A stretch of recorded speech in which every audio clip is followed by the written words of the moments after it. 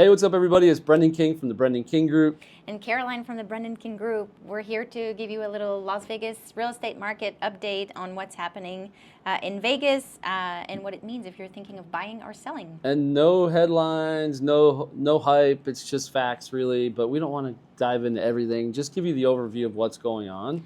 What's the biggest thing we're seeing? Balance is the word of the month, I it. think.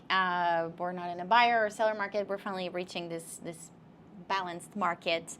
Inventory is higher than it's been in the last few years, which means buyers finally have some options. Yeah, which is nice. I actually think it keeps it kind of calm. We have just under 6,000 listings on the market, which is a lot compared to way back COVID times.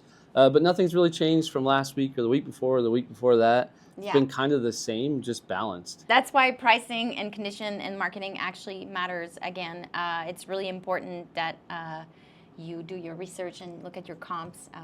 It's very important. And homes are taking a little longer. We have to be honest with ourselves. Homes are taking about 55 days on the market overall, which compared to the 14 or less days during COVID, that's one thing we're telling all of our sellers. And equally, buyers can be patient, but sellers have to be patient too. Back in 2010, when I first got my license, 60, 90, 120 days was actually normal. Yeah. So we're kind of in a normal market, as odd as that sounds. We're not used to that. And if you're priced correctly, the homes are still selling. You just got to do your marketing and all your homework before you list and hit the market. 16 weeks of supply is 4 months. So it's taking 4 months for homes to come on and go away. So 16 weeks of supply. That's, every 4 weeks is a month, obviously. But 4 months is a pretty balanced market. Just means sellers get what they want most of the time if they price right. Yeah. And buyers are able to, I just put a deal together today. Buyers are getting $12,900 in closing costs. Yeah. If it's a VA buyer, they deserve just as much as anybody else. And they got $12,900 in closing costs. And that's incredible. Pretty normal. Yeah. That's very normal. So interest rates, we did mention already that there was around 6.16. Nothing's changed. But the biggest thing that surprises people most is higher inventory. Prices are holding fairly steady. Yeah. So inventory is coming up, but prices are actually holding up because Vegas doesn't have enough homes to fulfill the needs of the buyers coming. So right now, our prices are actually staying pretty even. Yeah. Where places like Florida, Texas, Idaho, they're seeing a decrease in value. Yeah. We've been very fortunate, thanks to mostly Californians, that we're selling at what percent of list price right now overall? 99% of list price. That's great. Received. Yeah. Yeah. So if you're priced right, you're selling at 99% on average. Yep. And if you're not priced right, you sit a little bit longer. and you're selling at like 90% of list price. Yeah. So this is where talking to your agent and getting a legitimate, realistic price is really important. A lot of agents out there, unfortunately, sometimes will tell someone, "Oh yeah, we'll get that price," and now's not the time to play with that because you could the market. Yeah, you can't really testing the market is not an accurate way of trying to sell a property. You promote it at the best possible value for everyone, and you tend to get more money actually. When you try to test the market, it makes the listing look stale over time, and that doesn't work. Yeah. It definitely doesn't work when you're trying to sell a home. And buyer behavior has changed a lot in the last little while. Today's buyers are generally older, more experienced, more informed. We got some pretty interesting data on the buyers and sellers right now nationally. 24% of home buyers are first-time home buyers. Which is a small amount. Like 75% they've been through this before. Yep. Like they're experienced. Yeah. 50% of home buyers are married, and 24% are single females, which is kind of an incredible. Go girls!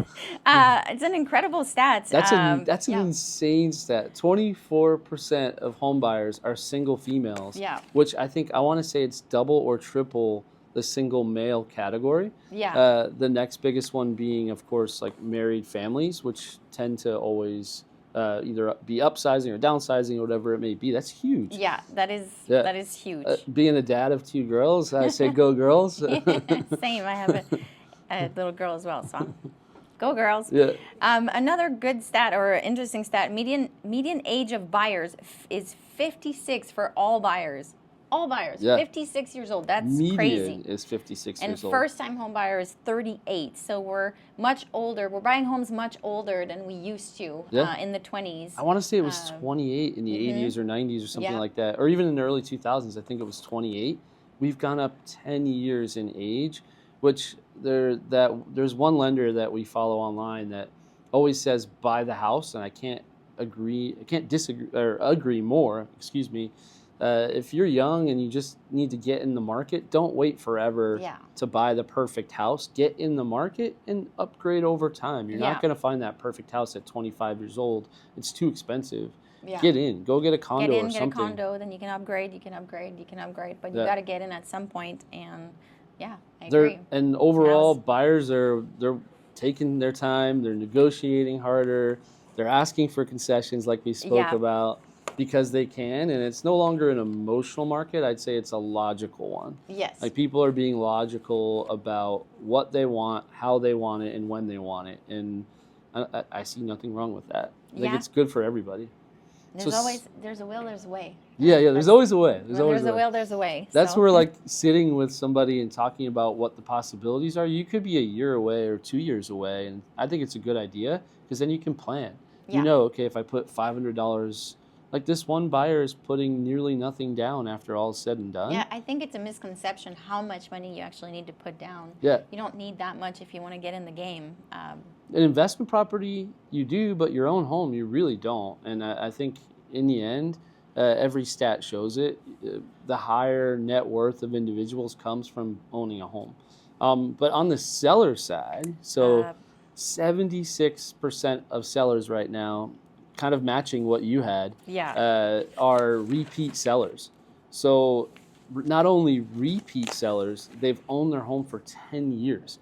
The average used to be like 7.5, and now it's we're at 10 years. Which shows you people are... I mean, I think these COVID sweet interest rates are probably not helping. I know we're guilty. I wouldn't leave my 2.9 interest rate. Yeah, my 3.75 is staying tight. Yeah. And I didn't even refi to a lower rate because at the time I thought I was going to move, and I just stayed because it's just too good to be true. Yeah. But yeah, that's the big thing is people are staying longer and are older and are sophisticated. And, you know, I think for downsizers, let's talk about downsizers, someone who's been in a home for quite a long time is ready to downsize. Their kids are gone. They've gone to college. They've moved on. And they look at the cost of a half-size house with current interest rates, and it's $1,000 more than what they're paying now for a bigger house. Yeah. And it's kind of trapped a lot of the inventory here, which has been a lot of the, I don't want to say issue. It's not the issue. It's the circumstance more than an issue. What about Vegas in general? I know nationally investors make up about 19% of the buyers. Yeah. What is it in Vegas? I think it was 24% in Vegas of our investors. So and that's a quarter of the market. Yeah. And I know everyone's like institutional buyers. Those are mostly not institutional buyers. No, they're we're investors. Talking mom and pop. Like, Like we have a lot of houses. We have a ton of clients that own 1, 2, 3 homes. I think Vegas has made up a lot of that too. Yeah. Or Californians who move their investment properties over to Vegas. Yeah. A lot of them had moved them from California because they wanted to be close by. And then, you know, all that helps maintain demand, especially in rental-friendly areas. We're kind of low on rentals right now. Yeah. You know, I should say single-family rentals. Yeah. Not there's plenty of apartments and luxury condos in Vegas right now. Every turn of the highway is another luxury complex. There's another one going in behind Durango Station. Is there? Elysian is Kalita Group is building another luxury tower. They're everywhere. Yeah. So, you know what? Overall, the takeaway is it's not a bad market. It's an easy market. Yeah. But we did see one property today that was interesting because it's not far from our office. It's right down the road. Which is close to the new Costco, between Buffalo and Durango. Tell me a little bit about this one, because I thought this was interesting. Well, it's kind of a crazy deal, and I know we've mentioned this last week, is the builders are doing a lot of incentives, and just to put it, more in detail so you understand, this particular property will pay 100% of your closing cost completely, so no closing costs. The properties come with window coverings, all the appliances, the HOA covers, cable, internet in the HOA, and they were advertising, and I don't know, price-wise, but they were advertising interest rate at 2.75, and the properties are in the low 300s. So this is crazy. COVID info. This is a crazy good deal. And they're townhomes, like we were saying, with that, start somewhere. That's a great place to start. You're in an excellent Southwest location. Brand new home. You're close to the airport, close to the Strip, centralized, 2.75 interest rate. If you're curious about this particular project, let us know.